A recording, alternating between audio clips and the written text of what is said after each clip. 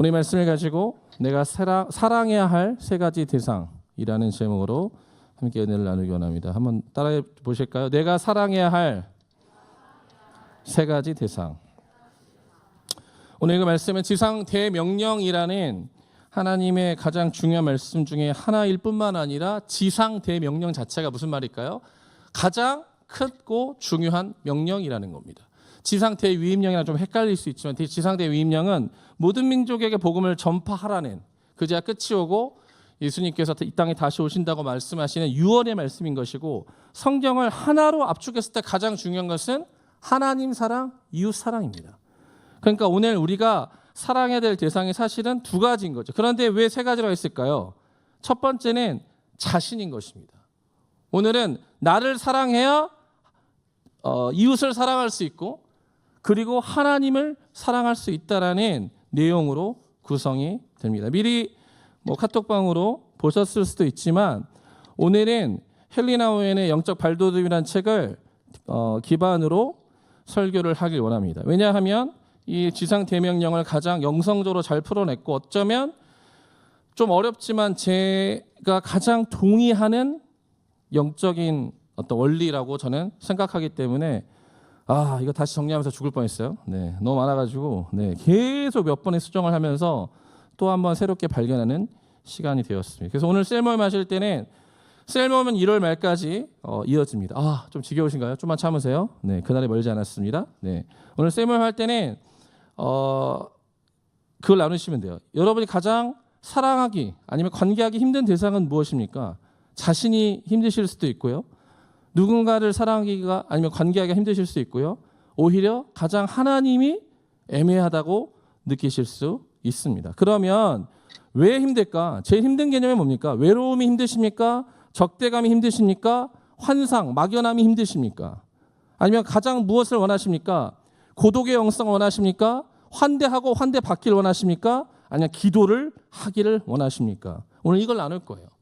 핵심은 제가 중간중간에 빨간 색깔이 상당히 중요합니다. 빨간색으로 밑줄을 2개나 쳤어요. 이게 오늘 사실 핵심이에요. 자신을 사랑하고 자신과의 관계에서 중요한 건 무엇이다? 개인 예배다. 하나님 앞에 똑바로 예배하고 와서 교제하는 겁니다. 하나님한테 교제 안 하고 하나님한테 할 말 안 하고 하나님 앞에 정리 안 된 거 가지고 와서 제발 주저리 하지 마라. 제발 예배 좀 드려라. 묵상 좀 해라. 통독 좀 해라. 요 말이고요. 네. 두 번째는 이웃 동료와의 관계, 이웃과의 관계. 이웃을 내 몸과 같이 사랑하라. 그게 무슨 말이냐? 광명교회 청년부는 환대하는 열린 공동체가 돼야 됩니다. 그게 안 되면 부흥은 절대 일어날 수 없고, 10명이 와도 20명이 와도 단 5명이 와도 이 공동체는 감당을 못하는 겁니다.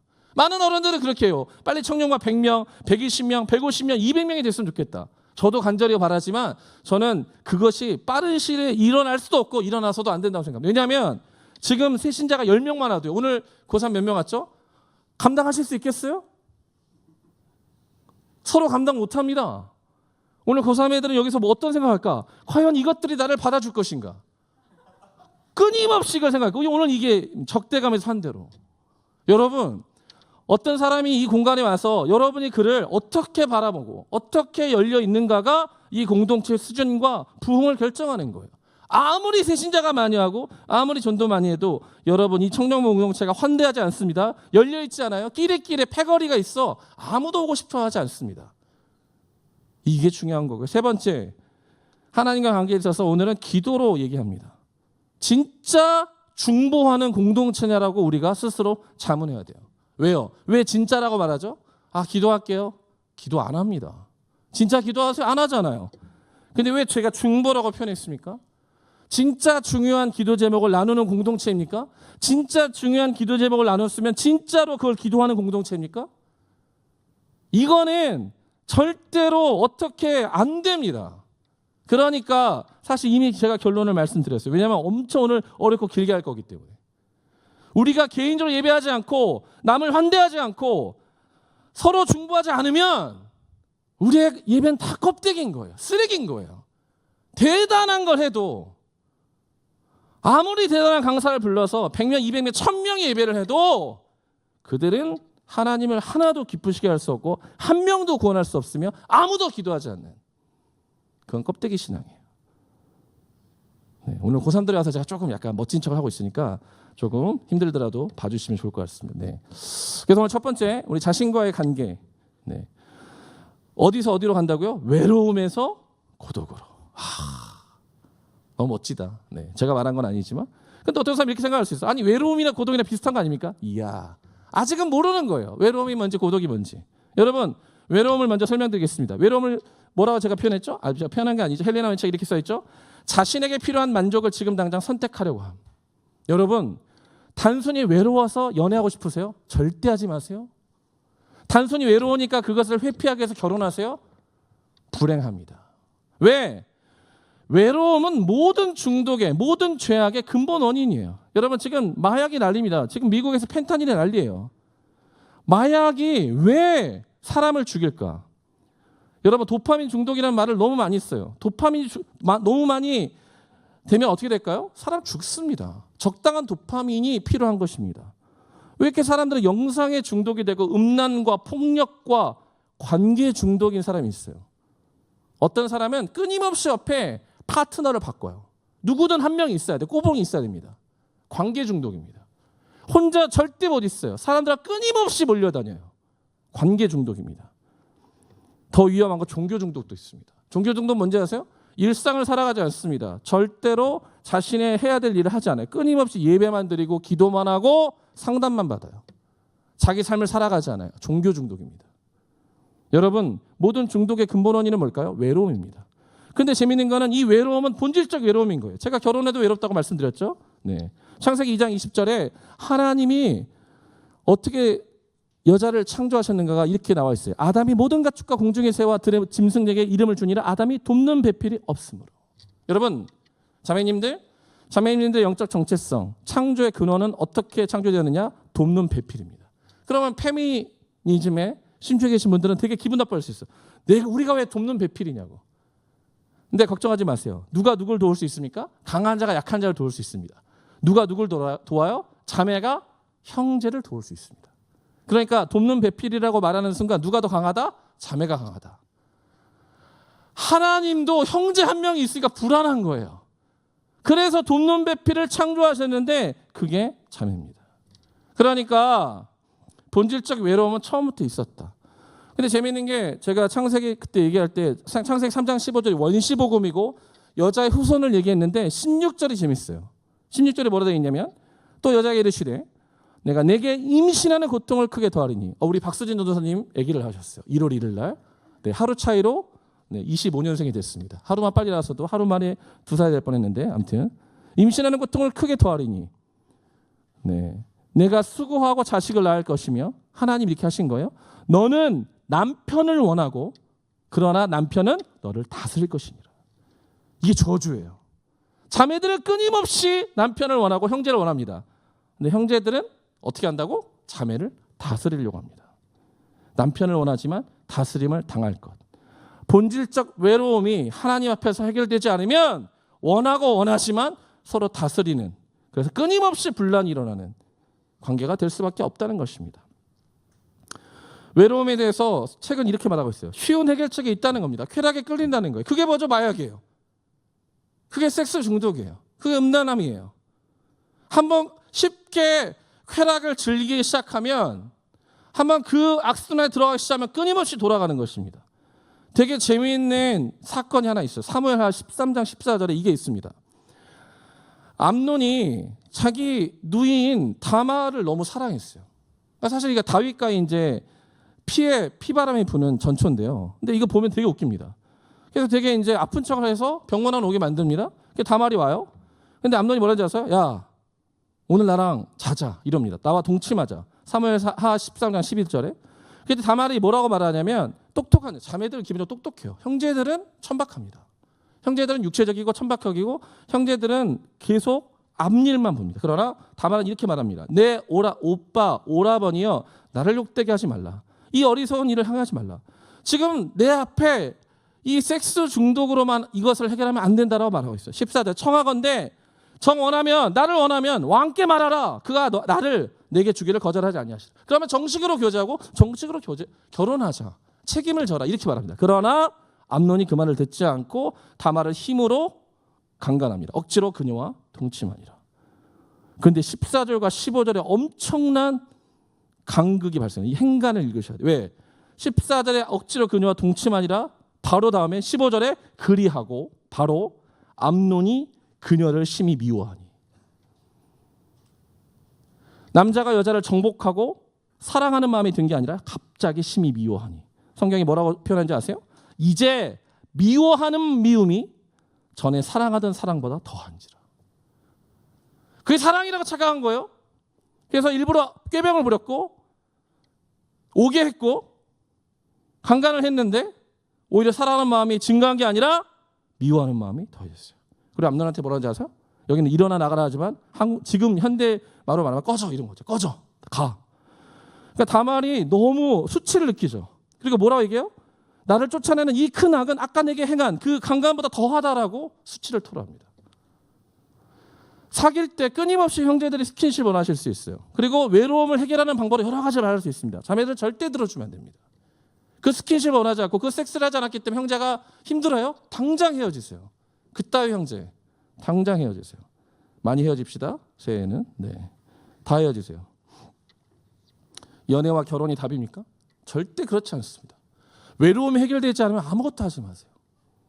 아무것도 하지 마세요. 결혼을 하면 안 됩니다. 그 사람은. 외로움에 대해서 헬레나는 이렇게 말하고 있어요. 함께 있지만 너무 가깝지 않게. 사실 이거는 남녀 관계뿐만 아니라 모든 관계에서 비롯된 거죠. 어떤 사람 너무 솔직한 TMI로 너무 솔직한 사람이 있어요. 건강한 경계선이 필요합니다. 이따가 셀모임 할 텐데 사실은 자신을 나누는 게 필요하지만 적당한 나눔이 필요한 것입니다. 너무 나누지 않는 인간들도 많고요. 너무 딥하게 나눠. 좀 불편할 정도로. 여러분 우리에게는 건강한 경계선이 필요해요. 함부로 카톡하지 마세요. 네. 저는 괜찮아요. 저는 24시간 열려 있어요. 괜찮은데 친하지 않은데 함부로 카톡하지 마세요. 네, 암묵적 경계선이 있는 것입니다. 저는 종종 보고를 받습니다. 네, 새해에는 고백 공격 바로 치리합니다. 네. 카톡 추가도 하지 마세요. 네. 2번 고독. 외로움과 고독은 완전히 다른 거예요. 외로운 거는 그냥 누구 하나 걸려라 맨날 카톡 공격하고 누구랑도 술 마시려고 난리치는 게 외로움이고요. 고독은 달라요. 고독은 뭐죠? 자기 성찰이에요. 내면의 세미한 소리에 귀를 기울이는 거예요. 그러니까 이거는 세상이 말하는 은둔형 외톨이나 격리나 그냥 혼자 있는 게 아니라고요. 오히려 그런 사람들은 제가 회색 너무 그라데이션이 좋다. 회색. 네. CF 회색 뭐예요? 사람 사이 민감. 너무 눈치 보는 사람들. 사람의 눈치를 너무 봐. 외로운 인간들이에요. 사람들은 어떻게 생각할까? 지금 고3들 눈치 보고 있고 여기 분위기가 어떤지. 네. 너무 눈치 보지 마. 네. 형 누나들도 별거 없어. 네. 네. 사람들의 눈치를 보는 것보다 중요한 게 뭐라고요? 영적 민감성. 나는 깨어있는가? 나는 지금 올바른 정신으로 살아가고 있는가? 그렇게 각각 하나님께 연결된 사람들이 모이면 그 공동체가 50명이든 10명이든 5명이든 엄청난 역사를 해냅니다. 그런데 각각 다 하나님께 연결되어 있지 않은 애매한 인간들 1000명 모아보세요. 아무런 역사 일어나지 않습니다. 그 밑에 뭐라고 되어 있죠?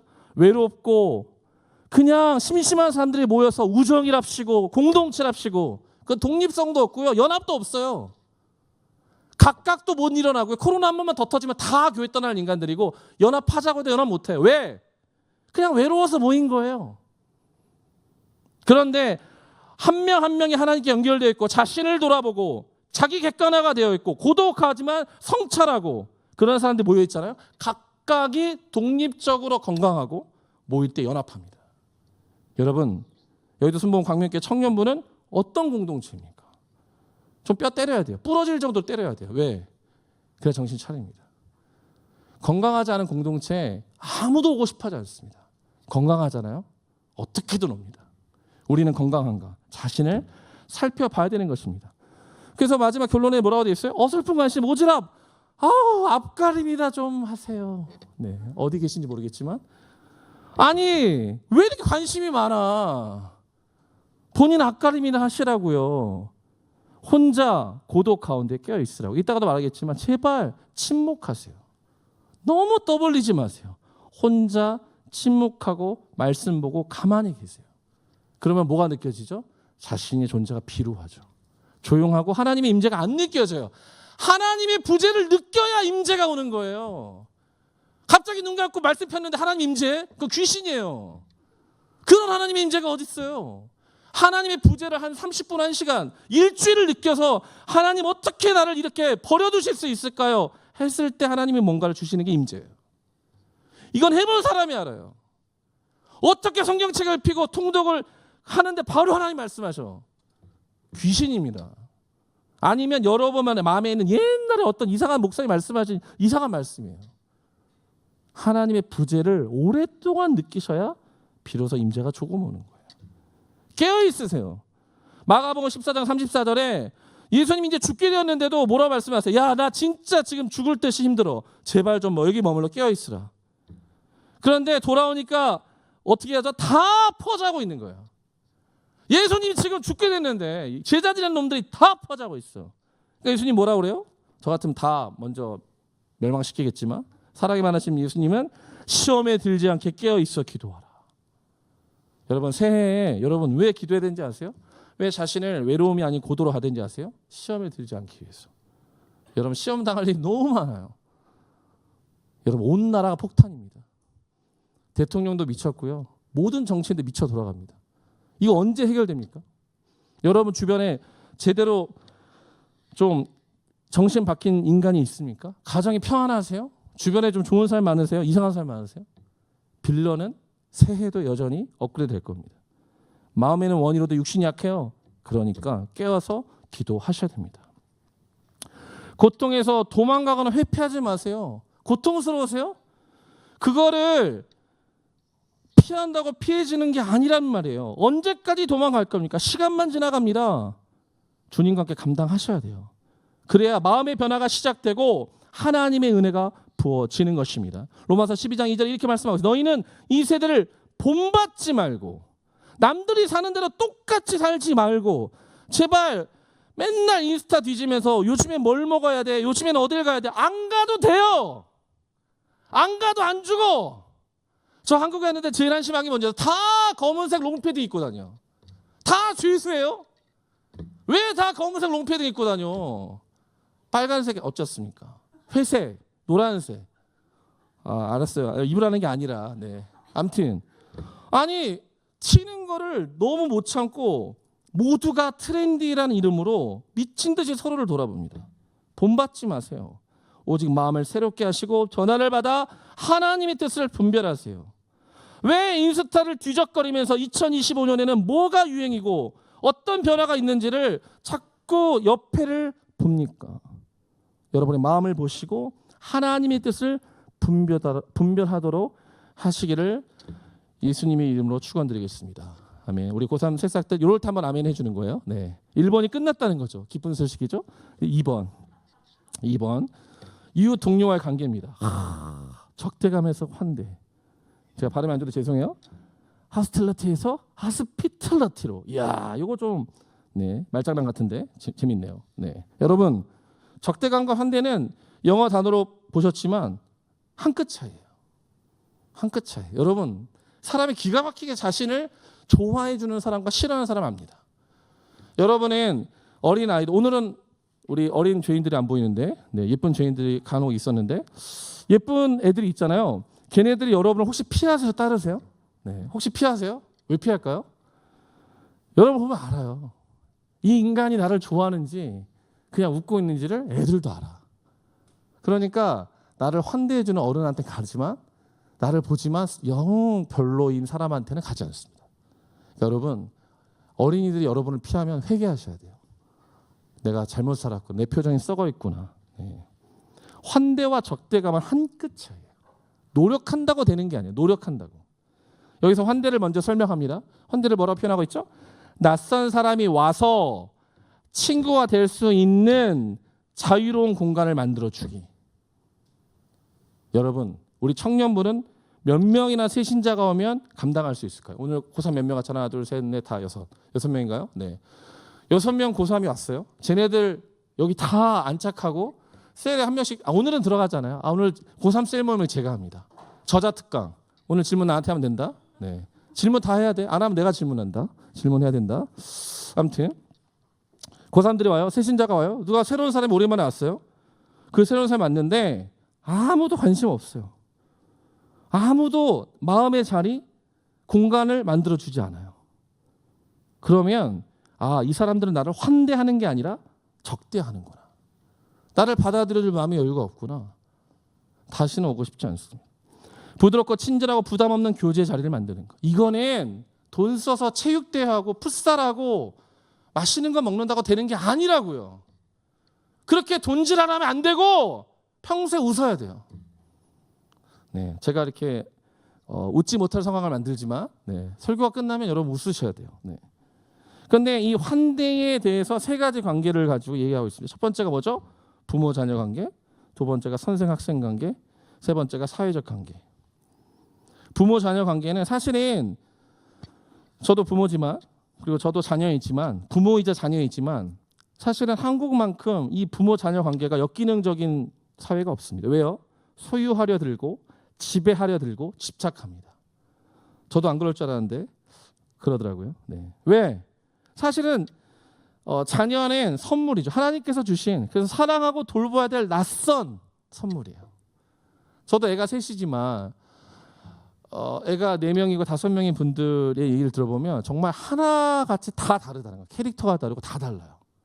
진짜 하나님 너무 놀라우세요. 어떻게 인간들이 여러분 애기를 낳을수록 재밌어요. 자꾸 다른 애가 나와. 생긴 게 달라요. 근데 교묘하게 엄마 아빠를 닮았어요. 첫째는 누굴 더 닮았고 둘째는 누굴 더 닮았고 셋째는 또 더 달라요. 비율이 51대 49고 52.8대 49.8만 아무튼 이런 느낌이에요. 너무 다른데 낯선데 선물이에요. 하나님이 이 아이를 내게 선물로 주셨기 때문에 내가 이 아이를 정말 사랑하고 환대하잖아요. 그 아이는 평생 많은 사람들을 환대하는 사람을 큽니다. 그런데 내가 이 아이를 지배하고 이 아이는 내게 효도를 해야 하고 내가 얘를 키울 때 3억이 들었기 때문에 내가 3억을 뽑아먹겠다. 넌 나한테 효도해야 돼. 너 내가 원하는 대학 가야 돼. 나는 이거 못했지만 넌 이거 해야 돼. 이따위 애를 키우면 그 애는 경직되고 강박이 생기며 조건 없는 사랑을 알지 못하기 때문에 끊임없이 부모님께 받지 못한 사랑을 구걸하며 평생을 살 수 있어요. 그런데 우리의 부모들은 어떻죠? 혹시라도 여러분의 부모님이 건강하지 않더라도 여러분 실망하지 마세요. 여러분 누가 계시죠? 하나님 아버지. 놀라운 거예요. 우리 부모는 내게 온전한 환대를 해주지 않았지만 하나님은 여러분을 환대하세요. 이게 놀라운 겁니다. 그러면 아버지의 사랑이 있고 어머니의 사랑, 하나님에게는 아버지의 사랑과 어머니의 사랑 모두가 있는 것입니다. 두 번째, 선생 학생 관계. 우리 이제 고3들 오늘 고3 얘기 한 20번 더 할 거니까 고3들은 선생 학생 관계를 벗어났다고 지금 좋아하실 것 같은데 좋아할 게 아닙니다. 끝나지가 않아. 그리고 계속 변형된 선생 학생 관계가 계속 사회에서 반복됩니다. 이제 대학을 가도 교수가 있고요. 교회에 와도 셀리더가 있습니다. 끊임없이 반복돼요. 그런데 한국 사회가 특별히 생산력이나 학점 따위로 사람을 관리하고 평가합니다. 줄 세워요. 1등부터 10만 등까지 줄을 세우고 서울대, 연대, 고대를 보내요. 그런데 서울대, 법대 나온 인간들이 지금 판사, 검사를 해서 이 나라가 이따위가 됐습니까? 단순히 국영수를 잘한다고 그 사람이 대단한 리더가 아니라는 것을 우리는 너무너무 깨닫고 있는 것입니다. 한 명 한 명에 대한 성장과 발전과 은사와 어떠함을 봐주는 진정한 선생이 필요한 때인 거죠. 저는 영화를 좋아하는데 옛날 영화 중에서 죽은 시인의 사회라는 영화가 있습니다. 로빈 윌리엄스 나온 영화는 저는 무조건 봐야 되는데 박물관이 살아있다는 별론데 유작이긴 하지만 어쨌든 로빈 윌리엄스가 나왔던 모든 영화를 제가 좋아하는데 굿윌 헌팅은 대박이죠. 여러분 꼭 보시기 바랍니다. 굿윌 헌팅. 제 최고의 영화는 패치 아담스입니다. 패치 아담스 보다가 맨날 울었어요. 아무튼 못 얘기하다가 죽은 신의 사회를 보면 진정한 선생님이 어떻게 아이들에게 좋은 영향을 줄 수 있는가가 나오는 거죠. 우리의 교육의 문제는 뭡니까? 애들이 궁금해하지 않는 걸 계속 가르쳐 주는 거예요. 야, 이거 필요하다, 이거 중요하다. 누가 필요하다고 말했어요? 누가 중요하다고 말했어요? 그러니까 어쩌면 소통해주고 체험을 시켜주면서 진짜 필요한 것을 제시해주는 사람이 진짜 인생의 선생님인 거예요. 우리는 저 고3들을 이제 그렇게 돌봐야 됩니다. 주여, 잘 돌봐야 되겠죠? 세 번째, 사회적 관계. 많은 청년들이 사회적 관계에서 힘들어합니다. 고객을 잘 섬기고 내담자를 환영해야 되며 환자를 잘 돌봐야 되고 저에게는 여러분도 영광이자 골칫덩어리죠. 성도가니까. 그래서 어쩌면 저는 끊임없이 여러분을 섬긴다고 말하지만 이렇게 말해요. 진단하는 거예요. 오늘 이 사람은 어떤 상황일까? 경청합니다.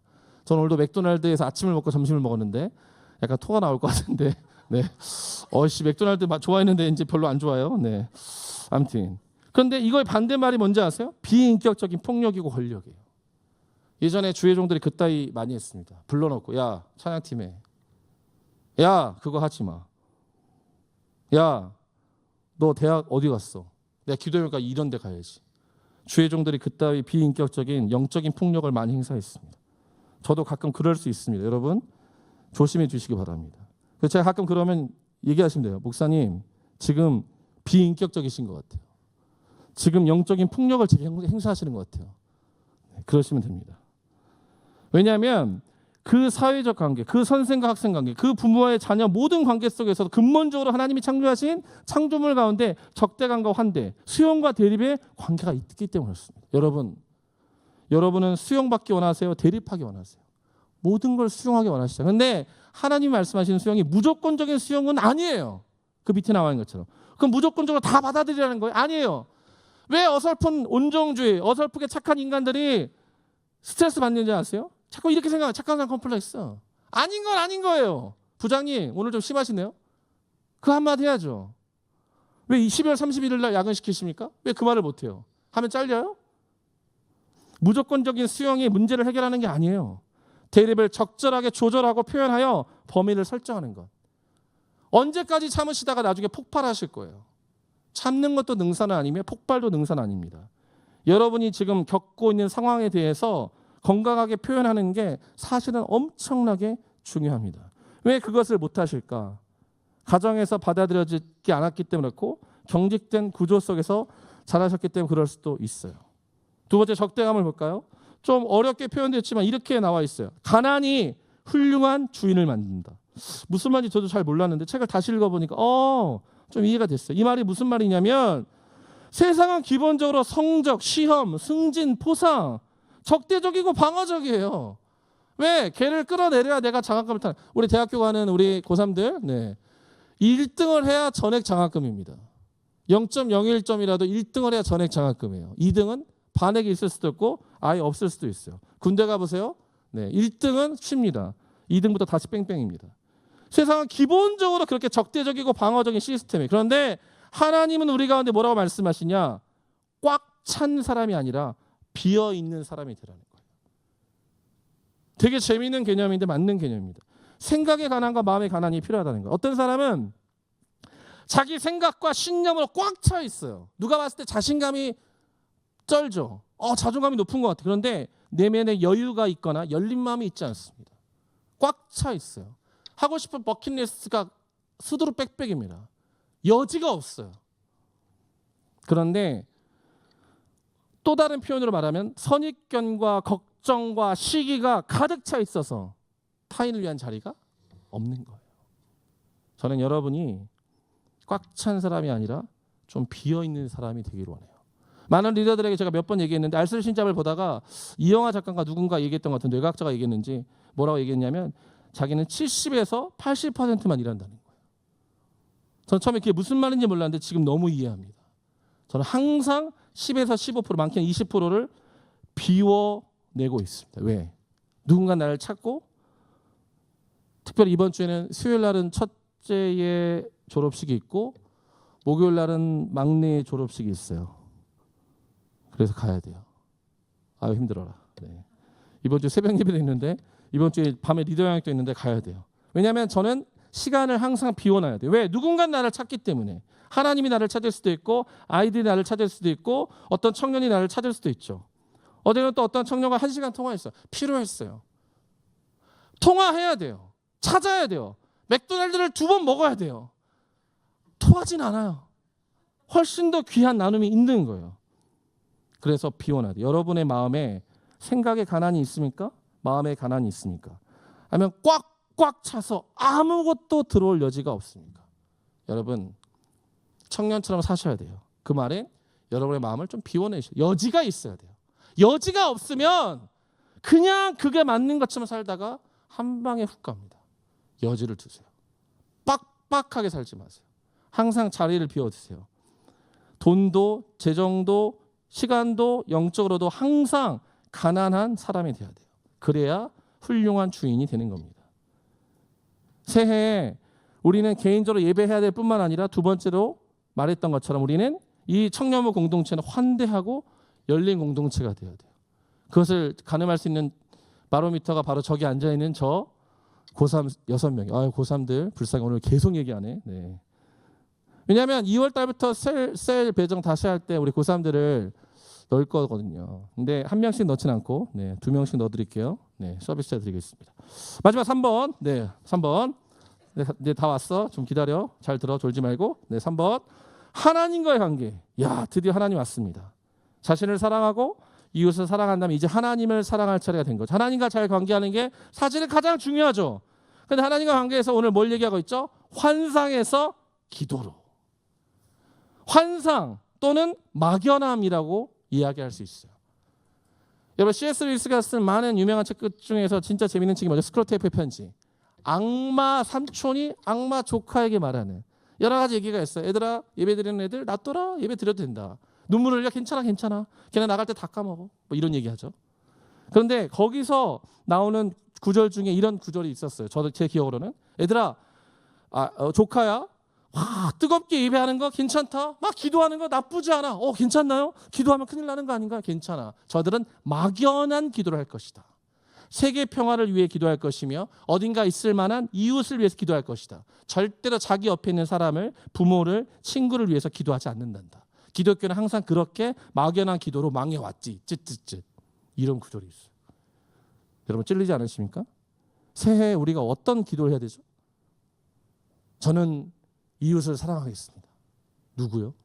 오늘 읽었던 누가복음 10장 25절에서 28절 말씀은 선한 사마리아인 직전의 말씀이에요.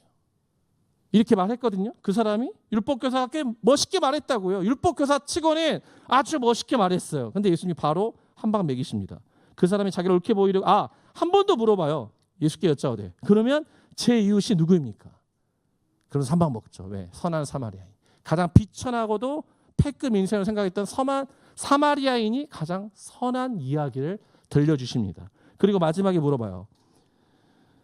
네 생각에는 이 세 사람 중에 누가 강도 만난 자 이웃이 되겠느냐? 그러자 그 사람이 뭐라고 대답한지 아세요? 사마리아인이라고 절대 대답하지 않습니다. 왜? 인정하기 싫거든. 뭐라고 말하냐면 자비를 베푼 자니이다. 이런 거예요. 안산에서 엄청난 사건이 일어났어요. 목사 지나가고 장로 계신데 장로 지나가고 안수 집사 지나가고 다 지나가요. 베트남 근로자가 와서 그 사람을 구출한 거예요. 뭐 이런 느낌이에요. 도와준 거예요. 누가 우리 이웃이죠? 베트남 근로자가 우리 이웃이 될 수도 있다는 말인 거예요. 당시. 그래서 예수께서 이르시되 가서 너도 이와 같이 하라. 그러면서 오늘 이 말씀이 이어졌던 거거든요. 하나님과 관계에서 환상에서 기도로가 중요합니다. 환상은 무엇일까? 책에서는 사실 영원한 것을 가리키고 있지만 저는 오히려 영원한 것보다는 가지려는 것, 추구하는 것에 대한 환상, 잘못된 생각을 말합니다. 세상은 성공, 단계, 안정감에 대한 환상이 있어요. 20살 때는 이 정도 해야지. 30살 때는 이 정도에서 파이어족 해야지. 40살 때부터는 세계여행 다니면서 놀 수 있다. 다 세상에 심어놓은 환상이고 잘못된 거예요. 박진영은 25살에 이미 자기가 세워놓은 20억을 벌었어요. 끝났나요? 그 인생이 지금까지 이상하게 살고 있나요? 아니요. 그는 물론 영적으로 좀 아쉽지만 그 이상의 삶을 살고 있는 것입니다. 여러분 나이대에 정해놓은 성공, 단계, 안정감에 대한 환상을 깨시기 바랍니다. 그 누가 세워놨나요? 누가 그 잣대를 세워놓았습니까? 어쩌면 우리 가운데 필요한 것은 아까 처음에 잠깐 말씀드렸지만 침묵하는 거예요. 말씀을 묵상하고 하나님의 임재가 올 때까지 그 부재를 견디는 거예요. 그러면 어느 순간 하나님께서 임재하시고 임재가 반복되면 하나님과 친해지는 겁니다. 어쩌면 새해에 여러분이 해야 될 거는 대단한 버킷리스트를 작성하는 게 아니라 침묵하는 거예요. 골방에서 5분도 침묵하지 못한 사람은 그 삶을 하나님이 돌보실 수 없다는 것입니다. 어쩌면 우리가 하나님의 임재를 기다리는 것 중에 중요한 것은 기대하는 마음으로 끈기 있게 어떻게든 하나님 앞에서 그 시간을 채워 나가는 거예요. 여러분 얼마나 좋은 교회 다니세요?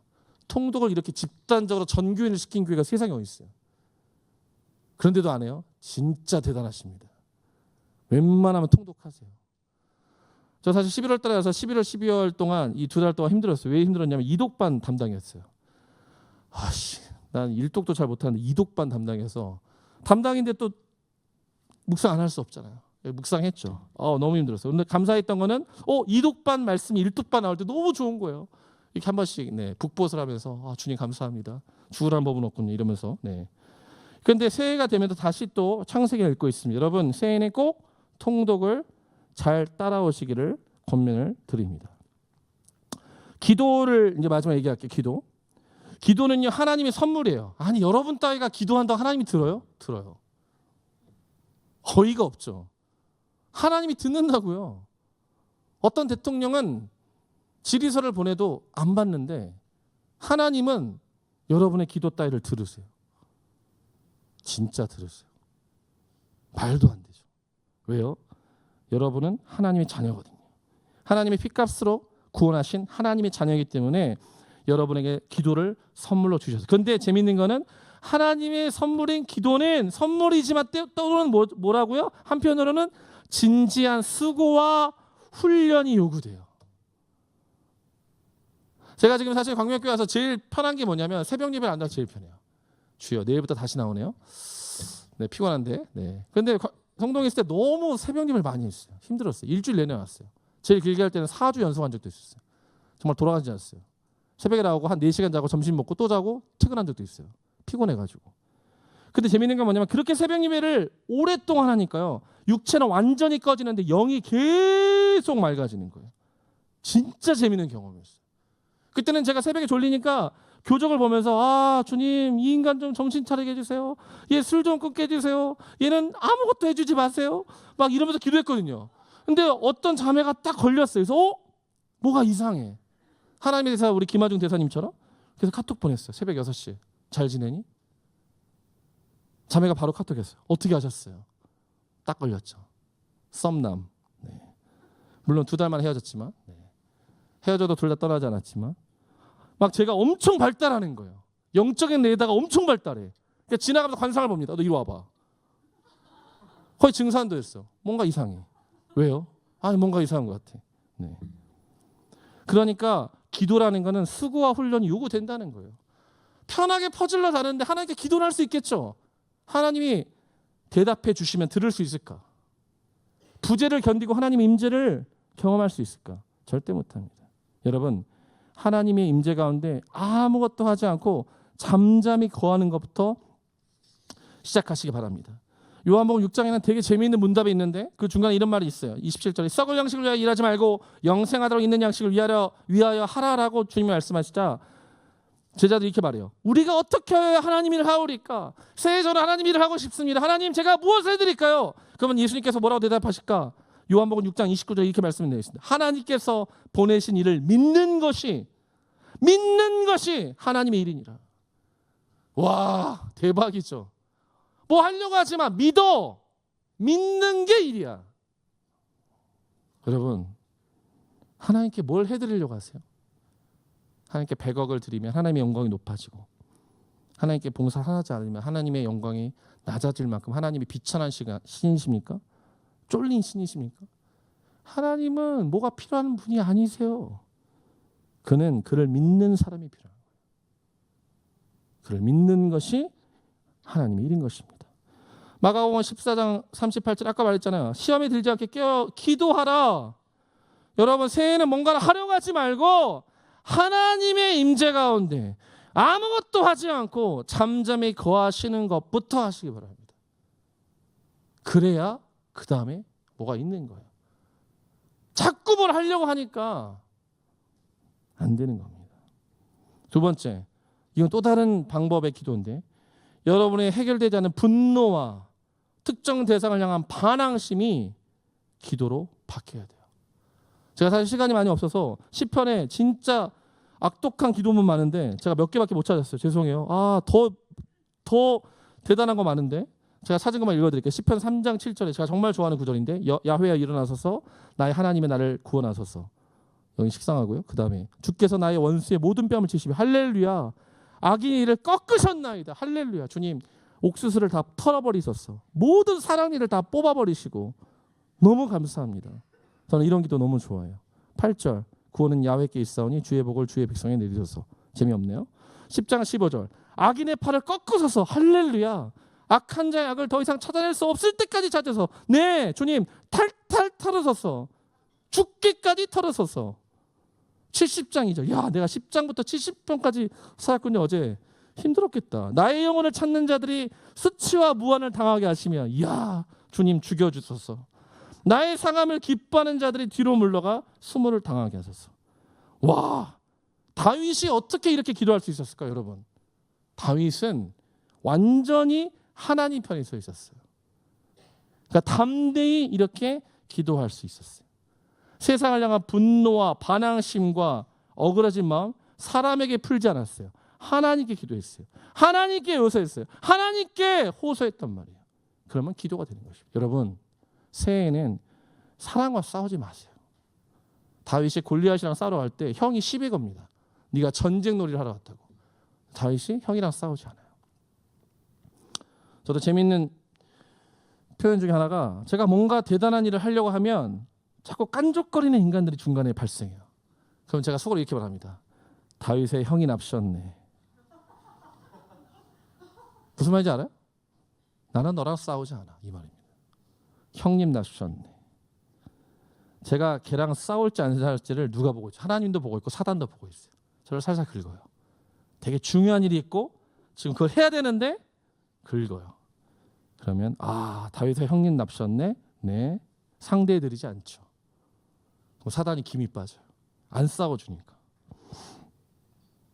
여러분 새해 여러분의 분노와 반항심이 기도로 바뀌기를 축원드립니다. 기도는 다시 말씀드리지만 개인의 사적인 영역이에요. 여러분이 기도할 때 다 개개인이 기도하는 거잖아요. 뭐 대단한 기도하는 게 아닌데 또한 공동체의 핵심이에요. 여기 엄청난 비밀이 있는 거예요. 우리가 진짜 중보하는 공동체인가? 사실 제가 와서 처음에 없앤 게 뭔지 아세요? 주일날 11시 반에 중보기도 모임 없앴어요. 왜요? 많이 안 모인대. 그래서 저도 이렇게 티나게 기도하는 거 싫어하거든요. 모이지 마. 그럼 기도하지 말라는 게 아니라 다 집에 가서 기도하라고. 제가 지금은 긴가민가해서 안 하는데 가끔 제가 열받을 때 갑자기 선포할 수도 있어요. 저녁 10시마다 10분씩 기도하고 기도했습니다라고 올리라고. 네. 여러분 10분이라도 자기 자신을 위해서가 아니라 누군가를 위해서 기도하세요. 우리가 오늘 사실은 지금 엄청난 항공기 사고로 힘들어하는 우리 유가족들을 위해서 그 공항에 선결제를 하려고 했는데 아직 준비가 안 돼서 못했는데 뭐라도 해야 될 것 같은 거예요. 179명이 죽었는데 왜 어떻게 해야 되지? 어떻게 기도해야 되지? 뭔가를 해드려야 될 것 같은데 지금 찾고 있습니다. 여러분 돈을 준비하세요. 11조 반땡하지 마. 11조는 11조로 하고 나머지로 해요. 나머지로 하는 겁니다. 이문미 선교사님이 10의 3조를 들으신대잖아요. 이야 대단합니다. 어쨌든 여러분 마지막 기도가 자기의 기도가 아니라 옆 사람을 향한 기도로 만약에 조금이라도 확산되는 순간 놀라운 일이 벌어지는 거예요. 그 작은 차이가 공동체를 완전히 깨웁니다. 이러한 공동체가 우리가 돼야 되는 거죠. 그래서 마지막 결론이 뭐죠? 외롭고 적대적이며 환상적인 상태에서 우리는 어디로 가야 된다? 고독하고 고독까지만 하나님을 찾는. 자꾸 사람들하고 술퍼 마시거나 담배 피거나 음담패설 늘어놓거나 맛있는 거 먹지 말라고 혼자 집에 처박혀서 하나님을 찾으시라고요. 따뜻한 환대. 그리고 회복된 상태로 나오셔서 안아주시라고요. 한 번도 친하지도 않았고 전혀 내게 도움이 되지 않는 사람을 향해서 마음을 여시라고요. 그리고 막연히 살지 마시고 환상 가운데 도취되어 가시고 그만 보세요. 인스타 그만 봐. 맛있는 거 먹다 지옥 가지 마시고 맛없는 거 먹으면서 하나님의 사람들과 같이 기도하는 삶. 이게 이 새해에 하나님께서 저를 통해서 여러분에게 말씀하시는 거예요. 우리가 이 시간 기도하고 우리 성찬을 뗄 텐데요. 네, 이따가 고3 애들 피드백 듣습니다. 오늘 목사님 설교 어땠는지. 사뭇 기대가 되는군요. 표정은 좀 썩어 있는데. 다음 주에 더 길게 한다. 기도할 텐데요. 여러분을 사랑하셔야 돼요. 여러분이 사랑 안 하시면 누가 여러분을 사랑합니까? 여러분도 여러분 사랑 안 하시잖아요. 아무도 여러분 사랑하지 않아요. 여러분 사랑하셔야 돼요. 여러분을 사랑하셔야 주님 앞에서 예배하셔야 그래야 그 사랑으로 다른 사람도 사랑할 수 있어요. 내 이웃을 내 몸과 같이 사랑하라. 예수님의 말씀이에요. 우리가 사람들 사이에서 자꾸 눈치 보는데요. 아니요. 건강한 경계선 안에서 영적으로 민감해지고 개인이 독립적으로 예배하고 그리고 모여서 연합하는 거예요. 우리가 끊임없이 열려있는 공동체인지를 확인해야 돼요. 끼리끼리 패거리 맨날 만나는 사람들하고 또 먹고 아니에요. 저는 똑같은 메뉴 2번 먹어도 맥도날드에서 다른 사람들과 이야기하는 게 너무 감사해요. 주님이 저를 그러려고 여기 보내셨어요. 끊임없이 저는 들을 거예요. 주님, 광명의 청년들을 회복시켜 주소서. 사람들 안 보내셔도 됩니다. 여기 있는 애들만 주님 회복시켜 주셔서 감사합니다. 그러면 그 다음에 하나님이 하십니다. 우리가 주 앞에 온전히 회개하고 예배하고 살아나면 하나님의 형상이 회복되면 그 다음부터는 주님이 하십니다. 환대하고 열린 공동체가 되면 그 다음에는 하나님이 하시는 것입니다. 마지막 우리가 진짜 서로를 위해서 기도할 수 있는 자신의 마음을 여는 것. 옆 사람의 아픔을 아는가? 나만 기도하는가? 내 기도 제목을 위해서 내가 제일 힘들다고 착각하고 나만 위해서 기도하는 것. 우리가 이 시간에 회개해야 돼요. 우리가 말씀을 기억하시면서 하나님, 외로움에서 고독으로, 적대감에서 환대로, 환상에서 기도로 하나님을 더욱더 사랑하고 내 자신을 사랑함과 같이 이웃을 사랑하는 우리가 될 수 있도록 주님 우리를 붙들어 주시옵소서. 말씀을 기억하시면서 주의 이름을 한번 부르고 함께 기도하도록 하겠습니다.